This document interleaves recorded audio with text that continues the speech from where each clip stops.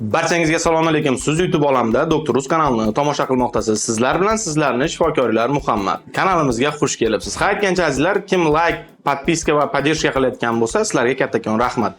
Xo'p, bugungi mavzu masturbatsiya haqida bo'ladi. Ushbu videoni oxirigacha ko'rishni tavsiya qilaman. Sababi oxirida masturbatsiya, ya'ni onanizm holatdan chiqqan bemorlarga organizmni tiklash uchun nimalardan foydalanish haqida aytib o'tamiz. Unday bo'lsa biz boshladik. Masturbatsiya o'zi nima? Masturbatsiya bu insonning jinsiy a'zosini o'ynab yoki bo'lmasam biror xil jism yordamida qoniqtirish oqibatida bo'shanishga olib keluvchi omil. Masturbatsiya haftada 2 marta qilinsa, bu zarar emas erkaklar uchun. Ayollar uchun ham buni zararli joyi yo'q. Lekin buni nima uchun foyda tarafi desangiz, erkaklarda uzoq vaqt jinsiy aloqa qilmaganlik hisobidan, misol uchun musofirda yuradigan insonlarimiz palaparti jinsiy hayotga qadam qo'ymayman, zino qilmayman yoki bo'lmasam fohisha, ya'ni ko'pek ayollarga bormayman deb masturbatsiya qilishi mumkin. Haftada 2 marta bu zastoyni, ya'ni kognitivniy prostatitdan saqlashi mumkin.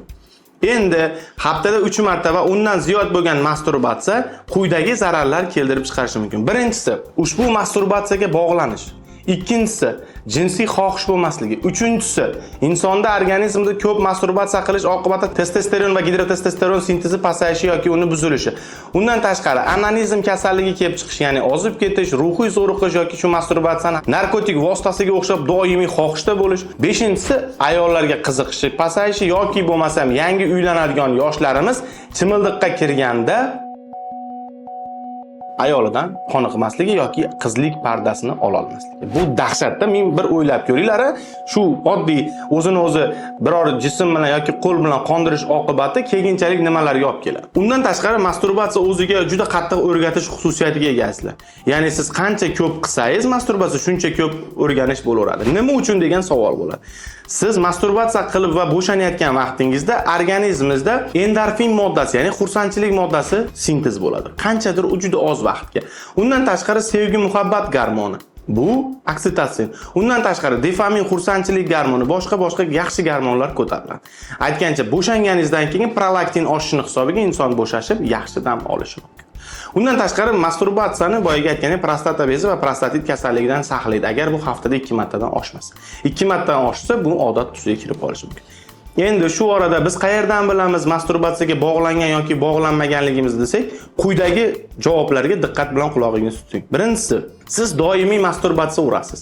Ikkinchisi, siz masturbatsiya qilayotib har xil porno kinolar ko'rasiz. Uchinchisi, siz kundan kunga olatni boshini qattiqroq siqib masturbatsiya qilyapsiz. To'rtinchisi, sizning masturbatsiyangiz haftada 3 kundan ziyod bo'lib ketdi. Beshinchisi, sizda onanizm kasalligi kelib chiqishni boshladi, ya'ni o'zingiz yoqmay qolishingiz, masturbatsiyasiz bo'lmasa hayotingizda bir mazmun yo'qolishi yoki bo'lmasa umumiy hayotga bo'lgan qiziqishingiz.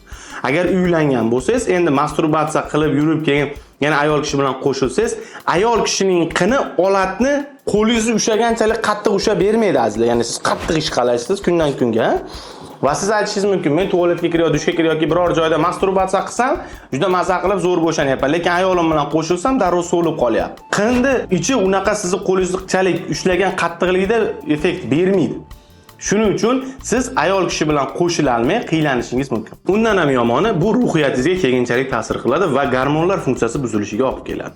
Masturbatsiyani musofirdagilar haftada 2 marta qilishi, bu kognitivniy prostatitdan saqlasa, 3 marta va 5 marta bo'lishi bu odat tusiga kirsa va bu odat tusiga kirishi oqibatida keyingi keladigan jinsiy hayotingizda yoki bo'lmasa jinsiy hayotingizdagi qoniqishlar yoki shu kabi holatlarga qiziqishlar pasayishi, ayol kishiga qiziqishingiz pasayishi yoki jinsiy aloqa sifatini pasayishi. Qanaqa qilib tashlaymiz degan savolga bir marta tashalinadi. Bo'ldi, men masturbatsiya qilmayman deyiladi. 3 kundan 5 kungacha sabr qilinadi. Chunki boyaga aytganimizdek, narkotik vositalarga o'xshab xumor qilishi mumkin.